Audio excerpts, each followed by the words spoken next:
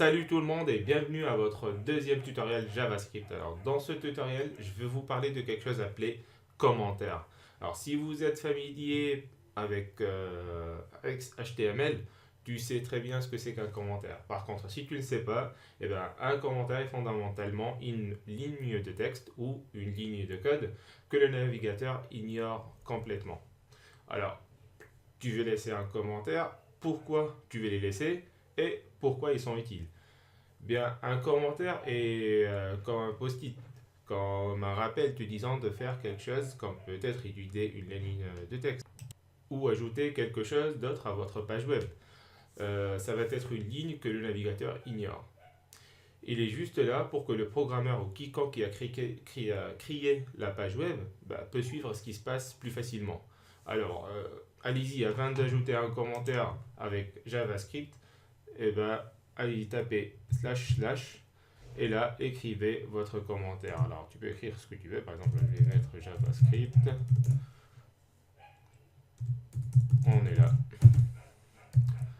Là, à chaque fois qu'on va lancer ce code, il ne va rien se passer. Par exemple, on enregistre. Là, enregistrez votre code. Et là, exécution lancée en Chrome. Et là, vous voyez, il n'y a rien qui se passe. Parce que le navigateur, il sait que c'était qu'un commentaire. Peut-être un rappel que vous faites, alors oublie et prétend que ce n'est même pas là. C'est ce que le navigateur il se dit. En tout cas, comme je l'ai dit, il est comme un petit post-it pour vous. Ça te permet juste de faire un rappel dans tes lignes de code. Là, vous vous dites peut-être, alors ça c'est une seule ligne de code, mais si je voulais écrire un commentaire plus lent, alors, je vais pas, par exemple, je ferme ça, je vais pas m'amuser à écrire des lignes comme ça et le mettre tout le long, on va dire, je vais faire des copier-coller. Là, ça va être difficile à lire. Alors, ce que je veux vous montrer maintenant, c'est comment écrire des commentaires sur plusieurs lignes de code. Alors, j'efface tout ça. Par exemple, je veux écrire le commentaire suivant, éditer cette page web. Ramener mon chien chez le vétérinaire, acheter des choses sur eBay, puis finir par exemple cette page web. Et vous avez besoin d'une chose appelée un commentaire multiligne. Avant de laisser un commentaire multiligne, allez-y écrivez /étoile, puis alors on revient par exemple à la ligne, et là on écrit par exemple éditer cette page web. Je reviens à la ligne et j'écris par exemple acheter un truc sur eBay et puis finir ma page web. Et là, pour fermer votre commentaire et le finir, vous tapez étoile et / et là, vous avez écrit un commentaire multiligne. Alors, allez-y, enregistre ça et on fait exécuter sur Chrome. Alors, si vous ne voyez pas ce Launch in Chrome, je vais mettre un lien dans la description qui vous montre comment le faire. Et là, vous voyez, j'ai toujours rien. J'ai rien parce que le navigateur, il sait que c'est un commentaire et bien sûr, il ne va rien afficher. Je ferme. Et c'est la différence entre un commentaire multiligne et un commentaire sur une seule ligne de code. Alors allez-y, supprimez toutes ces lignes de commentaires. Et maintenant que nous avons fini avec ça, laissez-moi vous dire les bases derrière non seulement JavaScript, mais derrière chaque langage de programmation pour ordinateur.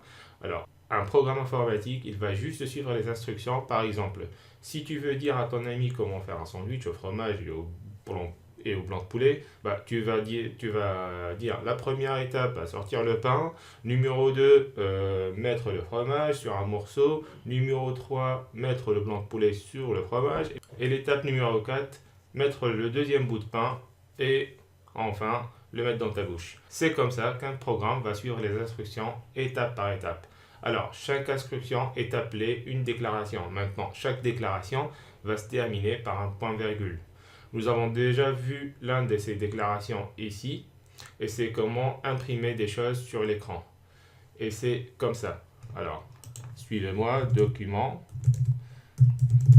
point, write, entre parenthèses, je vais écrire une autre fois bonjour JavaScript. guillemets, je ferme la parenthèse et je mets un point virgule. Alors, je vais changer un peu. Alors, je vais écrire par exemple, j'aime le fromage. Alors, à chaque fois qu'on va lancer le navigateur, il va se dire, j'ai qu'un seul boulot et c'est d'écrire j'aime le fromage sur l'écran. Alors, c'est une seule instruction et si je veux par exemple rajouter une autre instruction, ce que je vais faire, c'est copier ça, boum, coller et je vais mettre aussi j'aime le blanc de poulet. Alors, ça va dire écrire j'aime le fromage en premier lieu. Après, il va descendre ici et il va écrire j'aime le blanc de poulet. Il va lancer cette instruction en premier lieu et il va faire cette instruction en deuxième lieu. Et comme vous voyez, chaque instruction finit par un point virgule et cette ligne de code est appelée une déclaration et cette ligne de code est appelée aussi une déclaration. Alors, enregistrer, lancer et vous voyez là écrit j'aime le fromage et puis derrière j'aime le blanc de poulet. Et boum, la programmation est finie. Alors, vous voyez qu'il a collé j'aime le fromage à j'aime le blanc de poulet. Alors, pour par exemple corriger ça, on va rajouter ici un retour à la ligne. J'enregistre. Et comme vous voyez, là, il a écrit chaque phrase dans une ligne. C'est tout simple. Je suppose que c'est tout ce que je veux vous donner pour ce tuto parce que le sujet suivant est un peu plus lent et il va prendre toute une vidéo pour apprendre. Mais rappelez-vous, afin de laisser un commentaire dont vous avez besoin, soit tu mets 2 slash pour une seule ligne de code ou tu mets slash étoile, étoile slash si tu veux laisser un commentaire sur plusieurs lignes. Et tout ce qu'un programme informatique fait, il va ligne par ligne, déclaration par déclaration, tant qu'elle se termine par un point virgule. Et il fait ceci jusqu'à ce qu'il arrive à la fin de votre script. Donc, dans le prochain tuto, je vais peut-être vous apprendre le concept le plus important derrière la programmation et cela s'appelle des variables. Donc, ça va être un tuto super important et ça va certainement vous aider à mieux comprendre JavaScript. Alors, merci les gars d'avoir regardé celui-ci et je vous attends dans la prochaine vidéo.